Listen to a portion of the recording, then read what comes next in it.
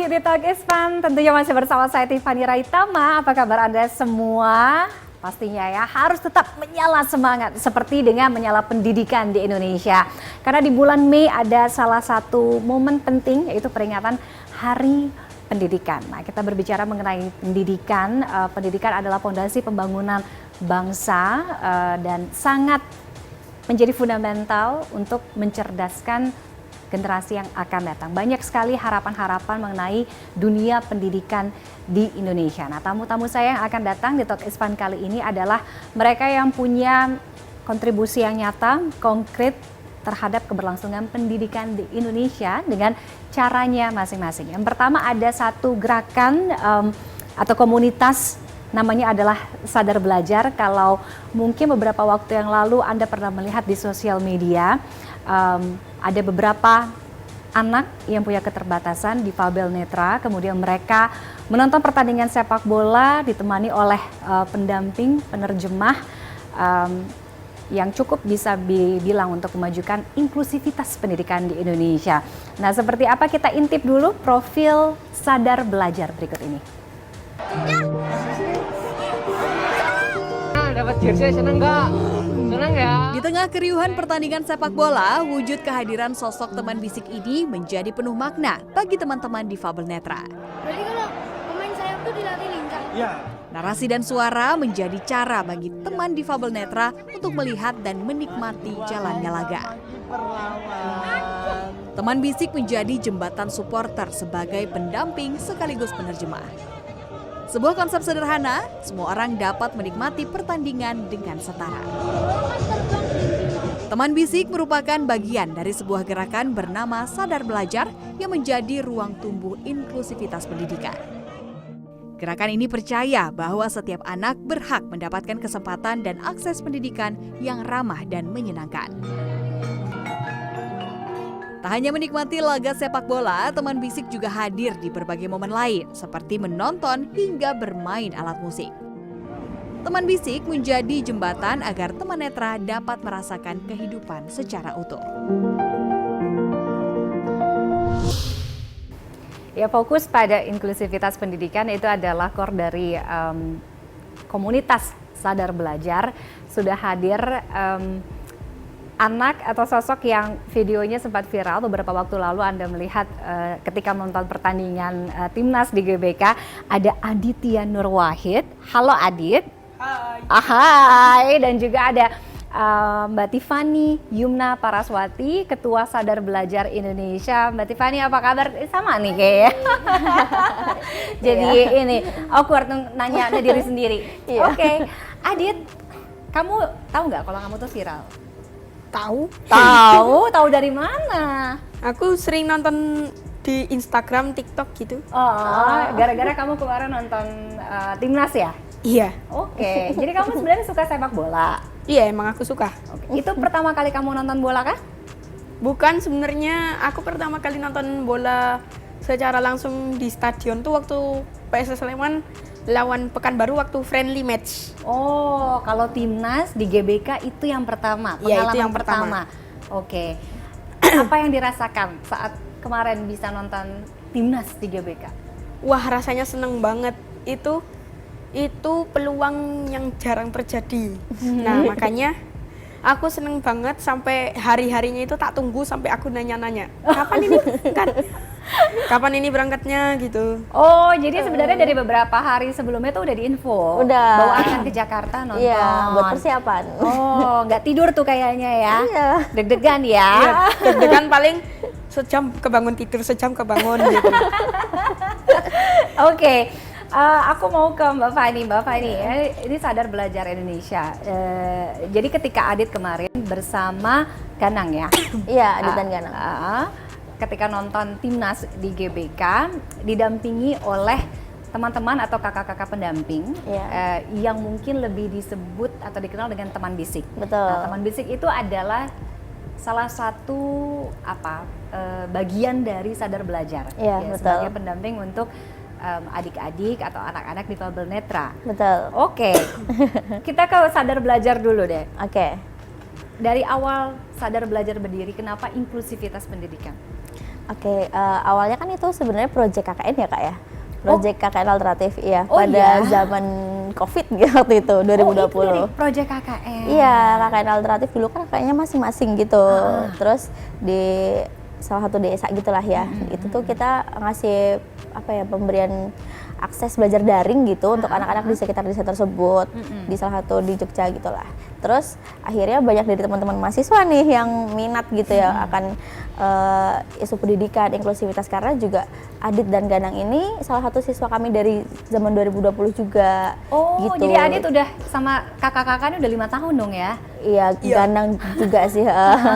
Itu karena memang kita satu desa gitu. Oke. Akhirnya karena apa ya, banyak ya teman-teman kita yang punya semangat yang sama gitu. Akhirnya kita sekalian nih bikin komunitas biar skupnya tuh lebih luas lagi. Jadi ruang belajar juga lah buat teman-teman kita, teman-teman mahasiswa, untuk masyarakat juga. Jadi kita fokusnya itu pendidikan inklusi gitu, untuk memberikan akses pendidikan maupun ruang publik gitu ya untuk teman-teman difabel dan kelompok rentan lainnya gitu. Artinya kakak-kakak yang ada di Sadar Belajar ini memang ada pelatihan untuk seperti misalkan membaca braille gitu. Iya, karena kita sebenarnya setiap mau kegiatan kita selalu ada brief Kak, brief dan pembekalan gitu. Oke. Jadi untuk teman-teman volunteernya. Jadi kalau misalnya kita pembekalannya terkait nonton bola nih misalnya, kita ada pembekalan untuk volunteer gimana cara jadi teman bisik, apa aja yang perlu dijelaskan, do and don't-nya, termasuk bagaimana cara menggunakan alat bantunya, alat perabanya itu. oke. Terus juga di kegiatan lainnya, misal kita mau belajar braille, nanti volunteernya juga dibekali juga cara belajar braille itu gimana, membacanya, huruf-hurufnya kita kasih tahu, termasuk bahasa isyarat. Dan ini kan waktu nggak itu. hanya pendampingan untuk misalkan nonton pertandingan sepak bola aja, karena aku Betul. lihat banyak kegiatan yang lainnya juga Iya, kan. banyak. Nonton, kemudian apa? Belajar gamelan. Iya. Oke. Udah Terus, berapa anak, Mbak? anak-anak binaan kita. Berapa ya Kak? Karena kita sifatnya kolaborasi gitu Kak. Jadi kita Sadar Belajar tuh kayak nge-provide anak-anak pembelajarannya. Jadi kalau anak-anaknya kita ada dari komunitas sendiri. Kalau sama Difabel Netra itu kita kolaborasi sama Asosiasi Keluarga Anak Disabilitas Netra. Jadi orang tua yang punya anak difabel netra gitu. Dan itu kurang lebih 30 sampai 50 orang ya. Oke. Terus kalau sama Down syndrome kita juga kerja sama Potats Jogja. Potats gitu. Oke, sama Potats juga ya. Itu kurang lebih 50-an juga. Terus sama teman-teman tuli 50 lebih sih Kak. Jadi total kayaknya mungkin 100 lebih ya. Oke. 100 lebih. Adit inget nggak ketika pertama kali ketemu sama kakak-kakak Sadar Belajar ini? Wah, inget banget. Aku tuh masih agak malu-malu gitu ya pas ketemu. Sekarang kamu udah nggak malu-malu? Sekarang mah udah nyaman. Oh, udah nyaman. udah nyaman banget. Iya, gimana tuh pertama kali ketemu sama teman-teman Kak Fani yang lainnya juga? Itu rasanya itu tuh kayak malu gitu. Ini siapa ya? Masih kayak bingung-bingung gitu. Pendampingan yang apa kayak gimana sih yang biasanya diberikan oleh kakak-kakak ini? Misalkan nanti diajak kemana gitu, nanti dijelasin ini tempat apa. Misalkan ini tempat gamelan gitu, ini di stadion gitu. Oh, apa yang paling berkesan yang selama ini pernah diajak atau diajarin? Pergi naik KRL waktu ke Solo itu, waktu ke Mangkunegaran. Oh, ke Pura Mangkunegaran. Iya, kita pernah mengajak anak itu dalam rangka Hari Tongkat Internasional. Itu Hari Tongkat untuk teman-teman difabel netra. Terus setiap 15 Oktober kita selalu ada acara Kak. Oke. Jadi lebih apa ya, spread awareness juga ya untuk masyarakat juga bahwa ada hak-hak dari difabel netra yang perlu diperhatikan gitu. Dan waktu akhir tahun 2025 lalu kita ngajak anak-anak difabel netra ini naik KRL. Jadi mengakses transportasi umum gitu temanya. Apa yang Naik seru KRL. Dit saat naik KRL itu? Kita bisa ngobrol sama teman-teman lain, bisa bercanda-bercanda bareng. Terus nanti bisa masuk ke dalam keraton Mangkunegaran, bisa ngelihat aktivitas kerajaan di sana gitu, seperti itu. Seberapa penting sih buat Adit gitu, mungkin sama teman-teman Adit juga lainnya ya, kehadiran dari kakak-kakak teman bisik, dari Sadar Belajar juga gitu. Itu sangat penting. Kalau tidak kehadiran teman bisik, nanti kami merasa kebingungan. Misalkan buat menonton bola, kami tidak bisa menyaksikan jalannya laga. gitu seperti itu. Oke. Nah, teman bisik ini kan ya tadi balik lagi ya, tidak hanya hadir ketika saat menonton pertandingan aja ya, tapi cara bekerja teman bisik ini tuh gimana ya, Mbak? Cara kerjanya sebenarnya sesimpel kita menjelaskan apa yang kita lihat, kita transfer apa yang kita lihat menjadi verbal gitu Kak sebenarnya. Karena kan adik-adik di Horbal Netra ini kan keterbatasannya di penglihatan. Betul. Jadi gimana caranya istilahnya kita menjadi mata untuk mereka. Betul. Gitu. Nah, kalau untuk jalannya pertandingan ya apa yang kita lihat termasuk bolanya lagi digiring oleh pemain siapa. Terus bagaimana cara Jadi dia harus hafal melambungnya. tuh ya nama pemain, Iya. nama ngerti bola ya. Betul, betul. Dan itu ada beberapa sense yang harus bergeraknya cepat ya Kak. Kan kita harus melihat di saat yang bersamaan ketika kita melihat bola, tangan kita harus menggerakkan juga Kak.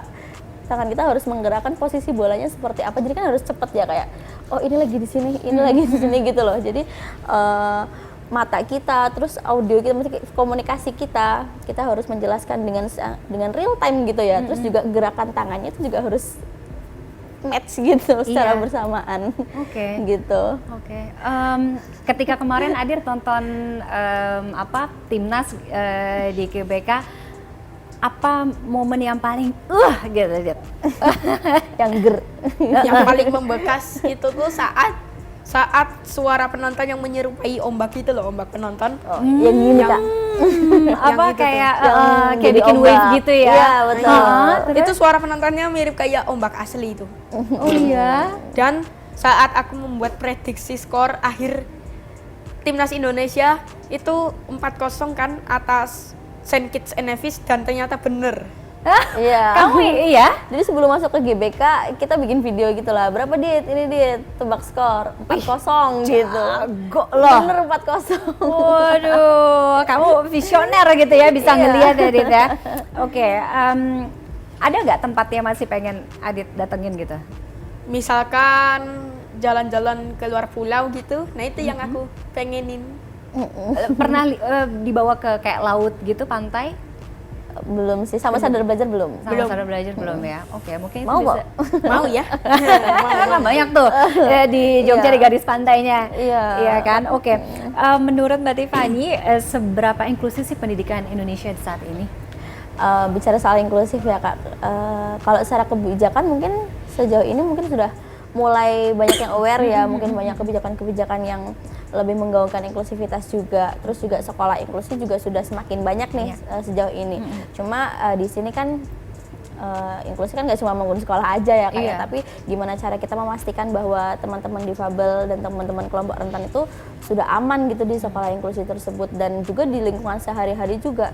Kan inklusi kan nggak cuma di sekolah aja, Betul. tapi di kehidupan sehari-hari tuh Bahkan waktunya pun porsinya lebih banyak yes, di betul. luar sekolah kan? Di luar sekolah gitu. Apakah ruang publik, fasilitas umum dan lainnya apakah itu sudah inklusif untuk semua orang-orang? Kan aku lihat, kita lihat sama-sama sih belum terlalu ya Kak ya. Jadi mungkin itu PR kita bersama-sama untuk menciptakan awareness juga buat masyarakat. Karena ya mau sebaik apapun fasilitas ketika tidak dibarengi dengan cara pandang masyarakat juga itu cuma jadi formalitas aja gitu. Oke. Kalau Adit ada nggak kepengenan atau mungkin harapan atau mungkin masih ada yang kira-kira bentuk bukan kritikan tapi evaluasi lah terhadap pendidikan inklusi di Indonesia? Saya mengharap agar semua stadion di Indonesia itu tuh membuat tribun difabel agar sahabat difabel bisa nyaman untuk menyaksikan jalannya laga pertandingan. Oke, itu yang paling concernnya. Iya, karena selama di Mago kan kita di Stadion Mago Harjo itu kita di tribun khusus Kak, di tribun disabilitas ada di Stadion Mago Harjo. Terus kemarin kita nyoba pengalaman baru nih, kita pakai tribun umum. Berarti ini gitu. stadion kedua ya GBK ya? Iya. Yang didatengin Adit? Iya. Oke. Iya Adit. Iya. Iya. Ada kepengenan mungkin lihat klub-klub lainnya gitu? Nah, iya. Nonton Liga Mau 1 di di mana-mana? Mau di mana Iya, tuh? aku Yang- mau ke Jakarta International Stadion, ke Gelora Bung Tomo Surabaya, Gelora Bandung Lautan Yang luar Api negeri? gitu. Yang Ke Stadion Manchester United itu. Wah. Waktu Old Trafford. Mana fans MU? Oke. Terus. Ada lagi? Suka MU berarti? Ya, emang suka MU. Oh, siapa pemain MU? Onana yang aku suka tuh Onana. Oh, Nana. Kiper. Oke. Kalau Indonesia. Ole Romani. Oh. Berarti kan kemarin kan juga di GBK tuh kan apa Rio yang apa kayak yel gitu kan dia. Iya. Iya kan? Bisa nggak? Iya. Gimana? Ole begitu. Oke. Kalau misalkan gitu, Adit bisa ketemu sama pemain bola favorit sama Ole gitu ya. Mau ngomong apa? Karena itu dari luar negeri jadi agak lumayan bingung ya. Nggak apa-apa, nanti kan ada translatornya, Iya, ada interpreternya. diterjemahin nanti. Bisa Oh, kenapa? bahwa timnas Indonesia masuk ke Piala Dunia gitu. Wih.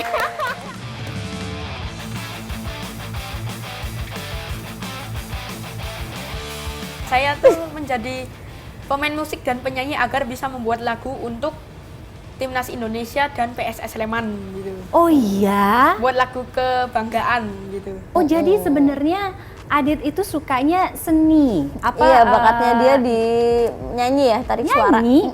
Oh oke.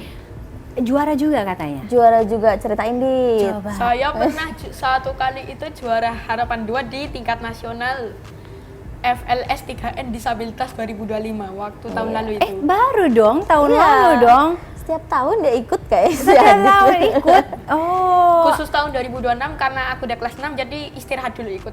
Buat latihan lagu bahasa ujian. Inggris gitu. Oh, nggak apa-apa. Nanti istirahat dulu setahun, habis itu ikut lagi. Ikut lagi. Emang ada penyanyi yang favorit gitu? Aku favorit penyanyi tuh nggak cuman penyanyinya, bandnya aku suka. Oh, band. Seventeen. Seventeen. Lagunya yang kayak gimana tuh, Dit? Aku memang tak sebodoh yang kau pikirkan, karena ku punya semua mimpi dan tak semudah itu kau menyatakan. Aku terlalu kuat untuk kau taklukkan. Terimalah ini, oh sayang. Kamu pasti akan jadi juara satu, Dit. Mbak Fani, balik lagi ke Sadar Belajar. Bagaimana memastikan program-program yang ada di Sadar Belajar ini ya, movement atau gerakan komunitas ini tidak hanya inspiratif, ya kan, tapi juga berkelanjutan jangka panjang. Oh ya, kita koneksi sih Kak, kayak kita networking juga kayak kan setiap kita berkegiatan kan juga ada volunteer-volunteernya ya, gimana cara kita menghidupkan apa ya sense of belonging dari teman-teman volunteer ke Sadar Belajar, karena kita juga ingin kayak apa yang kita lakukan oleh tim Sadar Belajar juga akan terus dilanjutkan, dikembangkan juga oleh teman-teman volunteer. Jadi kita merekatkan antara tim Sadar Belajar, terus mitra-mitra, komunitas, sama volunteernya juga. Jadi kita merangkul semua orang ya Kak ya, semua orang yang benar-benar. ada di sekitar Sadar Belajar sih Kak. Oke. Jadi, Harapan untuk pendidikan inklusi Indonesia? harapannya ya, harapannya semoga pendidikan inklusi itu bukan hal yang perlu diperjuangkan lagi, tapi memang itu yang menjadi kebiasaan ya Kak ya. Karena aku rasa bahwa inklusi itu inklusi itu bukan berarti kita menyediakan ruang khusus untuk teman-teman yang mungkin tidak bisa mengakses, tapi juga memastikan bagaimana semua ruang itu bisa diakses oleh semua orang. Oke. Gitu. Harapan Adit untuk mungkin sistem pendidikan, kemudian juga teman-teman di luar sana yang mungkin memiliki keterbatasan, tapi mereka tidak boleh menyerah, harus tetap semangat, harus tetap mewujudkan mimpinya.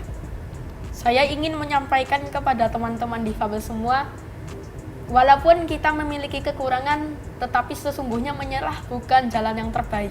Kita harus berusaha untuk menjadi yang terbaik. Tunjukkan kepada dunia walau kita adalah yang terbaik. Tunjukkan itu kepada dunia. Gitu yang saya ingin sampaikan ke teman-teman difabel. Oke, kalau kamu bisa ketemu dengan presiden, apa yang kamu harapkan atau apa yang mau kamu sampaikan? Semua provinsi di Indonesia itu saya harapkan dipasangkan guiding block, itu alat jalan khusus tunanetra itu. Semua provinsi di Indonesia. Oke. Terima kasih Adit, Mbak Fani, kasih. Adit terus semangat, ya kan?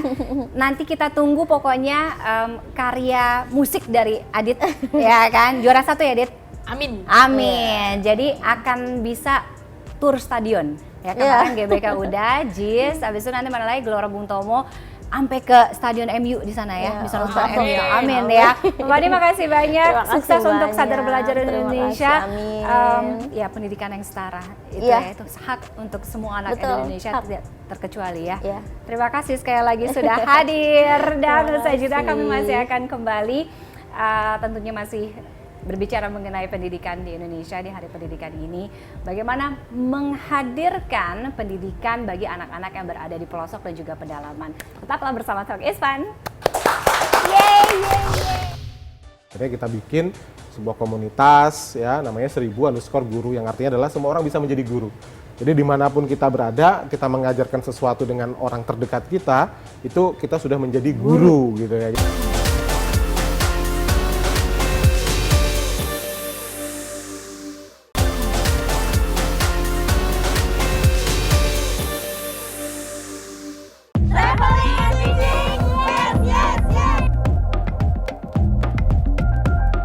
Traveling and Teaching, itulah jargon sebuah komunitas yang peduli dengan pendidikan bernama 1000 Guru. Digagas pada 2012, 1000 Guru menjadi gerakan inspirasi bagi keberlangsungan ilmu anak-anak yang berada di pelosok atau pedalaman. Sambil menikmati keindahan alam, para relawan 1000 Guru yang berasal dari berbagai latar belakang dan profesi berbagi dengan anak-anak melalui kegiatan sosial dan mengajar. Sedikitnya 1000 Guru sudah merangkul 30.000 volunteer. 13 tahun berdiri, 1000 Guru kini sudah tersebar di 43 kota di Indonesia. Bahkan memberikan bantuan pendidikan anak-anak di negara Asia Tenggara seperti Myanmar, Kamboja, Thailand, Laos, dan perbatasan Indonesia-Malaysia. Bagaimana kisah inspiratif komunitas yang berawal dari media sosial tersebut? Yuk kita kenalan dengan founder dan CEO 1000 Guru berikut ini.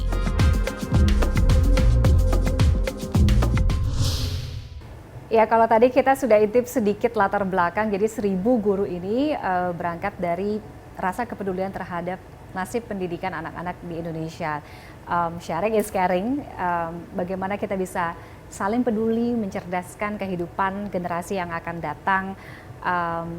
Mungkin itu menjadi roh dari 1000 Guru hadir. Sudah hadir di Talk is Fun kali ini ada Mas Jemi Ngadiono, founder dari 1000 Guru. Mas Jemi, apa kabar? Baik, baik. Terima kasih sudah hadir. Aku terus terang baru pertama kali ketika kemarin gitu ya, lihat di webnya gitu, lihat di scrolling Instagramnya, sangat inspiratif dan unik dengan jargon traveling and teaching gitu. Jadi berangkatnya mana duluan ya Mas, traveling teaching dulu? Ya sebenarnya dulu awalnya kan saya pernah kerja di salah satu production house lah ya. Kemudian waktu itu saya jadi kameramen, editor. Nah, kemudian saya pergi ke beberapa tempat di Indonesia dan kemudian saya melihat memang banyak anak-anak yang nggak seberuntung mendapatkan pendidikan seperti saya gitu ya. Dan kemudian kepikiran nih setelah selesai pekerjaan saya main sama anak-anak itu. Jadi saya bikin kuis di sekolah. Jadi saya masuk ke sekolah di Mentawai, saya masuk ke di NTT, saya masuk, saya bikin kuis di kelas, saya posting. Ternyata waktu itu di Twitter tuh meledak gitulah followersnya gitu.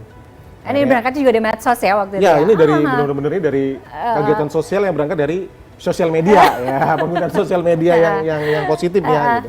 Nah dari situlah kemudian berpikir, wah ini kayaknya banyak peminatnya nih dengan apa yang saya kerjakan di lapangan atau di daerah-daerah ini. Akhirnya kepikiran lah bikin namanya traveling and teaching, jalan-jalan sambil mengajar gitu, simpel lah seperti itu. Dan akhirnya kita bikin sebuah komunitas ya, namanya 1000_guru, yang artinya adalah semua orang bisa menjadi guru.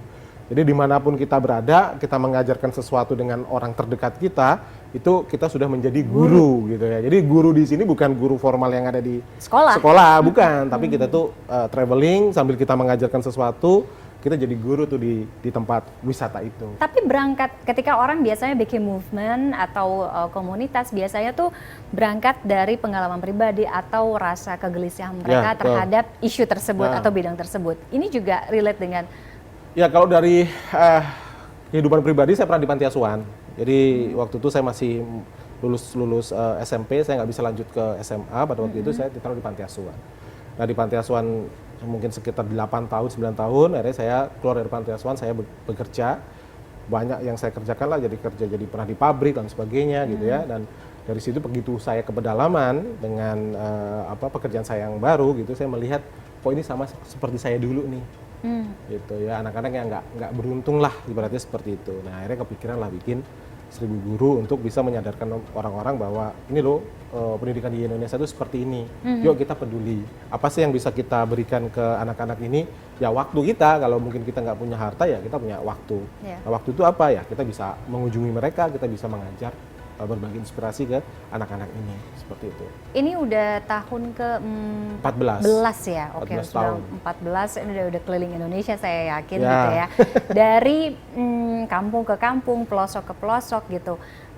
Apa sih yang paling urgent dari pendidikan di Indonesia kalau melihat kebutuhan mereka ya? Ya, kalau sekarang kita lihat pertama memang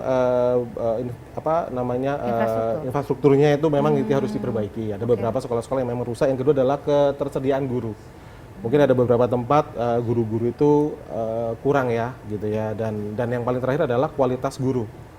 Ya, kualitas guru. Oh, yang terakhir lagi adalah kesejahteraan guru. Yes. Ya, jadi ini harus memang segera diperbaiki oleh pemerintah, supaya pendidikan ini bisa merata dan anak-anak ini bisa mendapatkan pendidikan yang layak. Gitu. Oke. Dari lingkungan yang didatangi gitu, gimana gambaran yang di-capture sih Mas sebenarnya kondisinya gitu? Kalau dari 1000 guru sendiri kita punya spesifikasi sekolah yang kita harus kunjungi. Ya, contohnya dia harus jauh, kemudian ekonomi dari orang tua masyarakat Jauh ini. tuh jauh dari akses. Ya, jauh dari akses, jauh dari kota gitu ya. Kemudian ekonomi dari masyarakat atau orang tua dari siswa ini memang berkekurangan. Itu yang kita pengen, yang kita bantu di situ gitu ya. Jadi kita pas datang ke sana membawa donasi, memberikan inspirasi, itu tepat sasaran. Seperti itu. Dan ini kan terbuka untuk semua masyarakat umum ya, semua kalangan. Aku bilang, nah skemanya tuh gimana Mas untuk para volunteer ini untuk bisa bergabung di 1000 guru? Karena kan kalau kita buka webnya nih, Anda buka webnya, jadi itu akan kelihatan banyak trip-trip ke sini, ke sana gitu ya. Sumatera, Jawa, Papua segala macam gitu. Anda bisa pilih gitu dan mereka membayar. Betul. Jadi kalau dari 1000 guru ini kita membuka pendaftaran, biasanya kita setiap bulan itu buka di dalam pendaftaran untuk di kota-kota. Biasanya kita pergi ke Sumba atau kita pergi ke Belitung atau kita pergi ke Papua dan sebagainya. Nah, itu biasanya kita posting di Instagram kita. Nanti followers atau teman-teman yang pengen ikutan dia bisa cek di situ, kemudian dia cek website kita. Setelah itu mereka akan mendaftar dan mereka akan melakukan pembayaran untuk kegiatan, karena kegiatan ini berbayar dibiayai oleh si relawan itu sendiri gitu ya. Jadi mereka membayar dengan nilai yang sudah kita tetapkan. Itu untuk apa? Untuk transport, hotel, makan, donasi, t-shirt dan sebagainya gitu ya. Nah setelah itu kita akan briefing dengan mereka. Kita briefing itu apa? Kita mengajarkan mereka untuk gimana cara mengajar yang baik ya. Apa sih Mas yang diajarin biasanya? Banyak, biasanya kita ngajarin itu tentang tentang planet ya, tentang tata surya, tentang persatuan, terus kemudian profesi dan cita-cita. Nah, itu yang kita ajarkan ke anak-anak di pelosok Indonesia yang kita akan datangi nanti. Jadi itu jangan ngebayangin kayak mata pelajaran yang ada di sekolah beneran jadi guru gitu ya. Jadi kita jadi guru yang menyenangkan. Jadi gini loh. Anak-anak ini kan kita kan mungkin pernah SD ya. Iya. Nah, SD ini kan dengan guru yang sama mungkin kita 6 tahun tuh di situ ya kan. Nah, kita tuh pengen kita datang sehari jadi guru yang menyenangkan. Nah, jadi kakak-kakak ini kita datang ke sekolah, kita bikin fun teaching, kita bilang begitu ya. Kita kasih kuis, mereka bisa jawab, kita kasih hadiah. Mungkin itu tidak dilakukan oleh guru yang mengajar setiap hari kan. Nah, kedatangan kita itu menjadi guru yang menyenangkan buat anak-anak itu dalam satu hari. Pasti mereka akan senang banget. Oke. Ada daerah mungkin yang paling Mas Jimmy paling ingat gitu ya, yang benar-benar wah ini memang merasakan sekali gitu. Ya. Yang mungkin kita orang di sini kita nggak pernah bisa ngebayangin itu gitu. Ada banyak ya, saya sampai bingung saya. Nih, ada beberapa tempat sih. Kalau saya memang tersentuh itu di Nusa Tenggara Timur ya. Jadi kami itu ini nama desanya namanya Desa Boti ya. Desa Boti. Jadi kami pergi ke sana malam-malam naik sepeda motor. Kita ngelewatin sungai, datang malam-malam, kan nggak ada hotel tuh di daerah Desa Boti, suku Boti itu tidak ada hotel. Jadi kita benar-benar harus bawa minyak sendiri, bawa minyak bensin untuk bisa nyalain genset gitu ya, terus tidur di sekolahan. Terus sampai di sana juga kita harus masak sendiri. Karena kan nggak ada restoran, jadi kita bawa beras, bawa apa ya, oke barang-barang lah, sampai sana kita masak, terus kita tidur di situ, terus pagi anak-anak itu udah kumpul gitu ya, dan ya itulah apa ya, ketika kita ngelakuin itu mereka tersenyum senang dengan kedatangan kita, mereka merasa terinspirasi. Nah itulah yang membuat kita senang. Sampai sekarang saya masih semangat untuk jalanin 1000 guru ini. Oke, ilmu itu kan bisa ditebar, bisa diberikan dari segala macam cara, pintu gitu ya. Tapi melihat pendidikan yang ideal tuh di mata Mas Jamie dan teman-teman dari 1000 guru tuh. Ya sebenarnya kalau ideal saya rasa pemerataan pendidikan tuh harus ada ya. Jadi entah itu dari apa namanya kelengkapan prasarana dari pendidikan itu sendiri, itu nggak boleh berbeda dengan sama yang di kota gitu ya. Kalau kita bicara apa namanya, nanti kita bicara AI gitu ya, mungkin di daerah di pelosok sana jangankan bicara itu, internet sinyal aja nggak nyampe kan gitu. Itu kan penting ya, kita pengen sebelum semuanya apa namanya wacana-wacana itu dilaksanakan gitu ya, ya dilengkapi dulu lah gitu ya, sarana pendukung untuk pendidikan itu gitu. Dan guru-guru juga harus, ya itu tadi, harus berkualitas, karena kalau satu guru tidak berkualitas akan menghasilkan satu guru tidak berkualitas akan menghasilkan 100 murid tidak berkualitas. Tapi kalau satu guru berkualitas akan menghasilkan 100 murid yang berkualitas gitu. Jadi kita pengen guru-guru berkualitas. Yang terakhir adalah ya tadi saya sudah sampaikan tentang gaji ya kan. Kayak akhir-akhir ini kan banyak sekali yang bicara wah honorer dibanding-bandingkan dengan program lain yang sedang berjalan. Kenapa sih kok nggak ada kesejahteraan dan sebagainya? Itu perlu diperhatikan gitu. Karena kalau gurunya juga sejahtera ya dia nggak akan mikirin yang lain lagi. Karena pernah kita lihat datang ke sekolah gurunya mana? Nggak ada, karena di pasar jualan gitu ya. Karena untuk apa? Menyambung hidup dan sebagainya. Gitu. Jadi intinya adalah pemerataan itu harus sama di seluruh Indonesia, itu baru ideal. Kita boleh berangan-angan gitu ya Mas ya, karena kan Mas Jamie bersama 1000 guru ini sudah terjun di peduli terhadap pendidikan Indonesia udah belasan tahun gitu. Kalau bisa jadi Menteri Pendidikan gitu, apa yang mau dilakukan?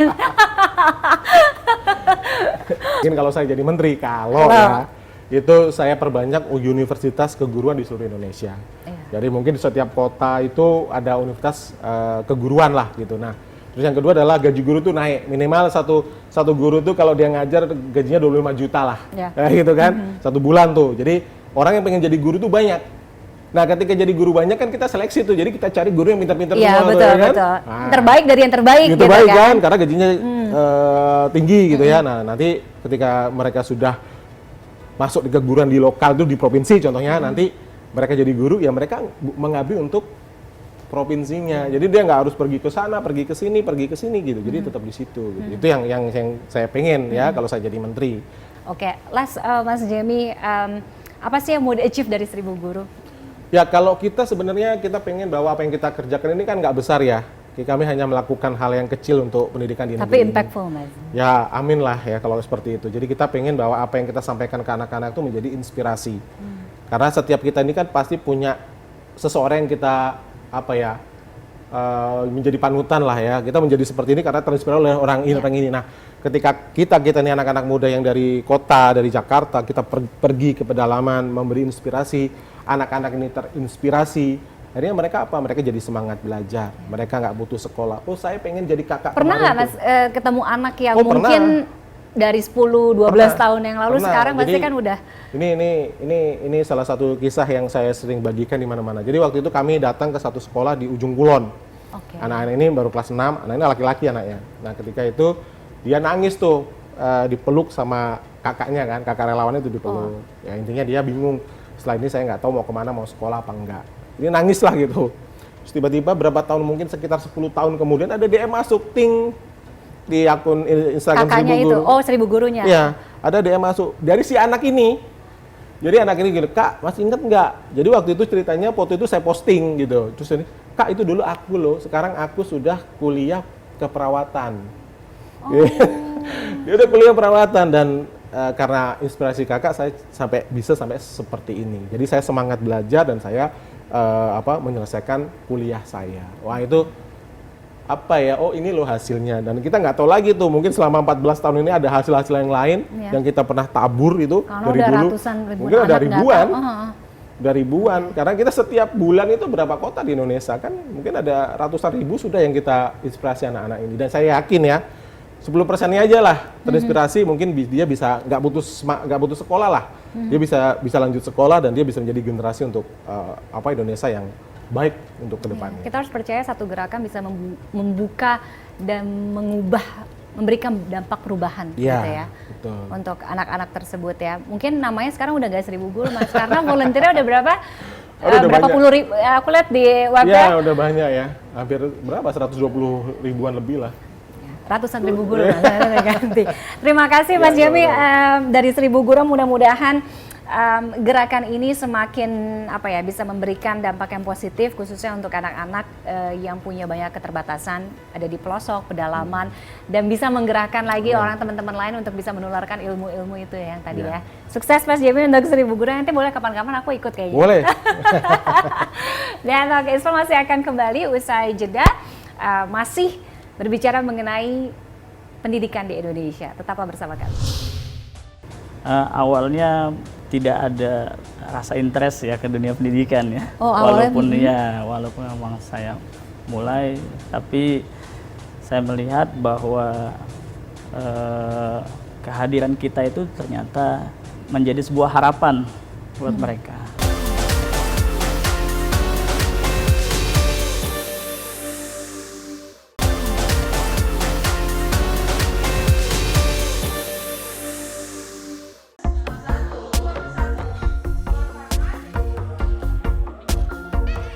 Hari Pendidikan Nasional menjadi momentum untuk mengingat kembali pentingnya peran pendidikan dalam membentuk generasi muda. Meski sistem pendidikan di Indonesia dinilai terus mengalami perbaikan, namun masih menyisakan sejumlah tantangan.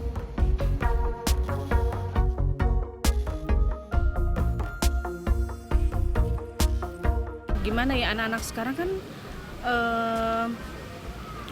banyak anak-anak yang nongkrong masih banyak sih sebenarnya. Cuman kalau untuk di kita pendidikan sekarang sih lebih baik karena ada sistem yang bisa buat anak-anak lebih maju, ada kayak kita bisa mengarahkan anak-anak untuk hal-hal positif gitu, yang bisa biar nggak nongkrong lah gitu. Namanya anak sekarang kan susah Mbak, remaja sekarang nih. Tapi pendidikan sekarang sih lebih maju sih, lebih oke. Pendidikan sekarang itu udah lumayan bagus dan seru juga untuk mencari teman kayak sekarang tuh. Ya sudah lumayan bagus, tapi yang masih saya sayangkan tuh kurikulum. Setiap ganti menteri, ganti presiden pasti berubah. Yang itu menurut saya sangat-sangat menyulitkan buat anak-anak, apalagi sebagai saya orang tua, buat daftar ke sekolah atau kemana, itu sangat-sangat mungkin mesti diperhatikan lagi oleh pemerintah ke depannya.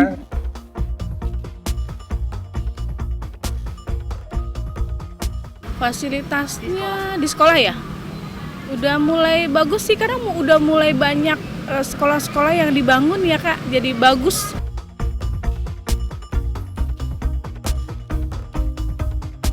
Gadget, ponsel. Nah, itu mengganggu banget untuk para pelajar. Pokoknya ya itu mengganggu belajar kita untuk tidak fokus.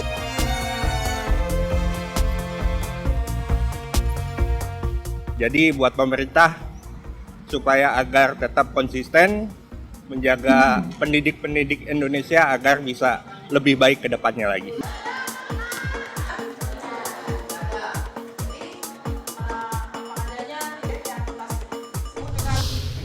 Ya, sebagai fondasi kecerdasan bangsa, pendidikan tentunya tidak lepas dari peran tenaga pengajar atau tenaga pendidik ya. Guru, pahlawan tanpa tanda jasa. Mereka-mereka lah yang membesarkan, saya yakin tidak hanya saya, tapi kita semua bisa sampai di titik yang sekarang, ilmu-ilmu yang ditransfer atau diberikan kepada kita akhirnya bisa membesarkan dan bisa mendidik sampai dengan hari ini. Dan sudah hadir di Talk Ispan kali ini salah satu tenaga pengajar atau tenaga pendidik yang juga merupakan kepala sekolah di salah satu sekolah yang berada di kawasan Jakarta Barat. Ada Pak Agus Wijaya. Pak Agus, apa kabar? Baik. Terima kasih Tiffany. sudah hadir di Sama-sama. CNN Indonesia kali ini. Jadi Pak Agus profesinya berangkat sebenarnya jadi tenaga pendidik ya Pak? Berangkat dari tenaga pendidik. Tenaga pendidik Iya. dari tahun? Saya sudah mulai mengajar itu dari mulai SMP. Dari mulai dari Bapak SMP maksudnya? SMP saya udah mulai di dunia pendidikan, Oh, ngajar iya? anak-anak TPA, TK, Mhm. hingga sampai sekarang. Oke. Nah, tapi memang sempat putus di dunia, tidak terus menerus, ya di dunia sekolah. Oh. Hingga akhirnya saya konsentrasi penuh saat ini di dunia sekolah. Oke, dan Pak Agus juga sekarang menjadi kepala sekolah ya Pak? Iya, Di? dikasih amanah di wilayah Taman Sari, Jakarta Barat. Di Taman Sari, Jakarta Barat. Jadi kalau kita hitung mungkin berapa? Udah lebih dari 20 tahun? Iya. Kurang lebih. Oke, artinya memang apa Pak? Ada panggilan sebagai tenaga pendidik atau tenaga pengajar. Apa yang membuat atau menggerakkan itu semua? Ya, jadi memang awalnya tidak ada rasa interest ya ke dunia pendidikan ya. Oh, awalnya, walaupun memang saya mulai, tapi saya melihat bahwa kehadiran kita itu ternyata menjadi sebuah harapan buat mereka, gitu. Ya, satu sisi kita punya kebiasaan, satu sisi kita dituntut sebuah kepedulian. Nah, disitulah rasa nurani kita tergerak, sehingga akhirnya saya berkonsentrasi di dunia pendidikan. Seperti itu mungkin berarti Pak. Oke, jadi setelah waktu yang selama ini menjadi seorang tenaga pengajar atau tenaga pendidik, profesi atau panggilan hati? Awalnya tidak ada ketertarikan situ ya, karena memang kita melihat jumlah yang diterima ya. Tapi sepanjang perjalanan kita melihat hati nurani kita tergerak untuk bisa masuk di dunia tersebut, di dunia pendidikan. Iya. Oh, momen yang bagaimana yang membuat akhirnya membawa atau menggerakkan Pak Agus? Atau mungkin di kondisi tempat atau lingkungan sekolah yang sekarang Pak Agus dapat amanah gitu ya, gimana gambarannya? Iya, kebetulan saya dihadirkan di sekolah wilayah perkotaan, tapi yang masyarakat ekonominya menengah ke bawah. Oke. Iya, jadi kebetulan saya lahir di situ, di tempat tersebut, dan saya dibesarkan. Modal pendidikan yang saya dapatkan akhirnya membuat hati saya tergerak untuk bisa berkontribusi pada lingkungan. Nah, jadi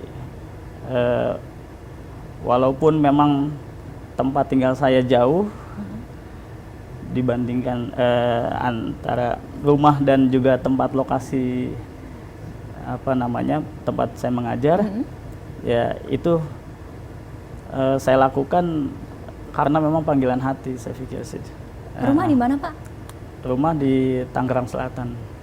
Tangerang Selatan. Iya, Tangerang Selatan. Oke, dengan kondisi tempat mengajar ada atau lingkungan sekolahnya ada di Jakarta Barat. Jakarta Barat. Oke, udah lintas provinsi itu ya Pak. Berapa waktu yang dihabiskan setiap hari? Iya, setiap hari kurang lebih 70 kilo. Oke. Iya. Dan sekali jalannya 39. Tidak Jujur. pernah merasa lelah? Yaitu kita melihat pancaran hati mereka, pancaran mata mereka, dan mereka punya harapan. Jadi walaupun kita melihat mereka dari strata ekonomi yang mungkin kurang beruntung, Betul. ya di sisi lain kita hadir untuk bisa sebagai pendamping, ya, sebagai pendamping dan sebagai sebuah barangkali ke depan ada harapan yang mereka bisa wujudkan atas kehadiran kita, seperti itu mungkin. Apakah sistem pendidikan kemudian terkait dengan kesejahteraan pendidikan ini tidak hanya untuk peserta didik ya, tapi juga tenaga pendidik, kemudian lingkungan sekolah, semuanya sudah ideal? Iya, kalau kita bicara ideal itu ada ranahnya sendiri ya. Tapi kalau kita bicara secara kepuasan peserta pendidik, itu ada hal yang tidak bisa diukur dengan uang kadang-kadang. Iya. Jadi ya kita sangat mafhum lah keadaan yang ada, tapi bukan berarti kita tidak bisa berbuat ya, walaupun dengan keterbatasan yang ada secara ekonomi. Kalau untuk Pak Agus sendiri menganggap kesejahteraan itu sudah cukup?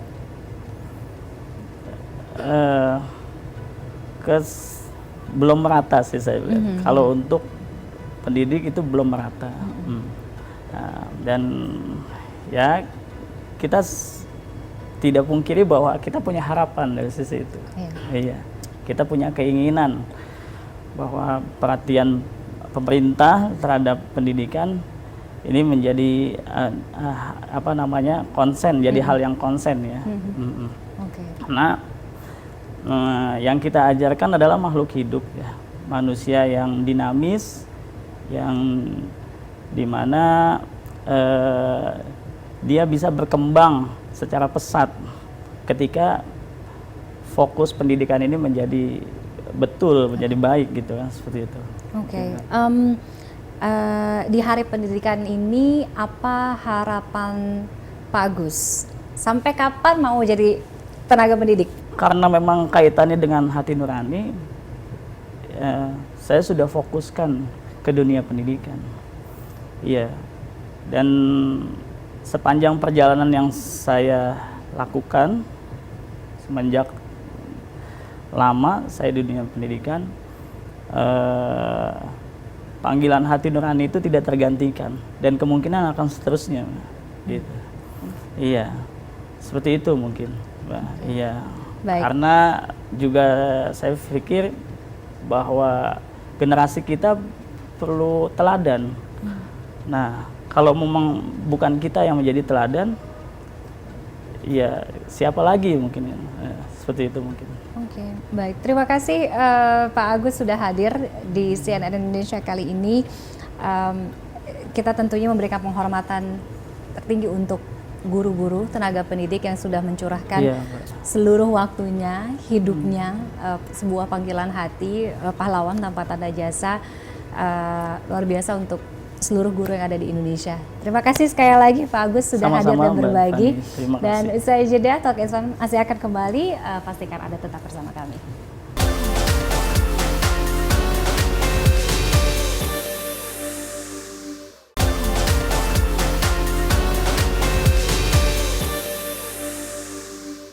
Yes, kembali lagi di Talk Islam dan kini saatnya kita simak Hot Topics berita terpopuler pekan ini dari cnnindonesia.com.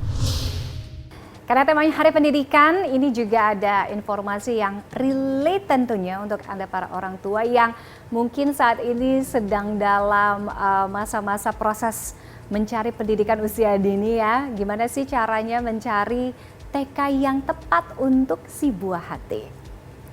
Jadi bagi orang tua yang sedang mencari TK atau PAUD untuk si kecil, ada yang perlu diperhatikan nih parents. Jadi praktisi psikolog anak Aninda membagikan tips memilih TK dan PAUD yang sesuai. Pertama, orang tua harus mengenali kurikulum yang diterapkan, kemudian pelajari sistem kegiatan belajar mengajarnya, cari tahu juga ekskulnya atau program ekstrakurikuler, transparansi biaya sekolah, proses pendaftaran seperti apa, evaluasi kualitas lingkungan sekolahnya, cara sekolah menangani bullying juga sangat penting, dan tentunya yang terakhir. terakhir adalah fasilitas.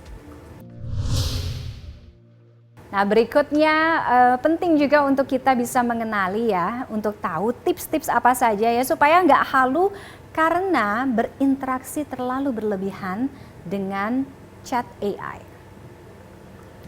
Interaksi dengan chatbot AI kini menjadi keseharian banyak orang, tapi ada batasan yang harus diterapkan supaya tidak memberikan dampak negatif seperti psikosis dan juga mania. Ada beberapa tips untuk menjaga diri dari keterikatan dengan chatbot AI, yaitu jangan gunakan AI sebagai psikolog. Pilih teks daripada suara saat membahas topik yang sensitif. Batasi waktu interaksi, jangan bagikan informasi pribadi, penting. Evaluasi semua output AI secara kritis dan awasi orang yang Anda cintai. Berikutnya ini juga untuk orang tua ya. Apa sih penyebabnya atau cara mengenali Gen Z itu katanya tidak lebih pintar dari generasi orang tua. Ini challenge tantangan besar untuk orang tua zaman sekarang. Jadi Gen Z jadi generasi pertama yang kemampuan kognitifnya ini lebih rendah dibandingkan orang tua mereka. Hal ini diungkapkan ilmuwan saraf kognitif Jared Cooney-Horvath. Penyebab turunnya kemampuan kognitif Gen Z karena penggunaan teknologi digital yang sudah meluas baik di sekolah maupun di lingkungan rumah. Akibatnya kinerja para siswa ini menurun signifikan. Nah, di luar ruang sekolah, penggunaan gadget atau gawai yang berlebihan juga mengkhawatirkan tentunya. Ahli memperingatkan kaum muda bisa mengalami gejala penuaan otak yang dipercepat akibat konsumsi medsos yang terlalu lebay alias berlebihan. Yang ini juga nggak baik kalau berlebihan ya, kebanyakan makan garam mungkin. Nah, gimana buat Anda mungkin yang suka makan ikan asin? Nah, caranya mengurangi kadar asin atau garam di ikan asin kalau memang Anda suka sekali mengkonsumsi ikan asin ini. Siapa sih yang suka dengan ikan asin? Nah, di balik rasanya yang nikmat, ikan asin dikenal memiliki kadar garam yang cukup tinggi. Karena itu banyak orang mencari cara untuk mengurangi gimana sih kadar garam pada ikan asin ini bisa berkurang ya sebelum Anda masak lebih aman tentunya untuk kesehatan. Nah, beberapa tips bisa dilakukan. Caranya merebus ikan asin sebelum dimasak, merendam ikan asin dalam air, mengkombinasikan dengan teknik pengolahan lainnya dan mengatur waktu pengolahan.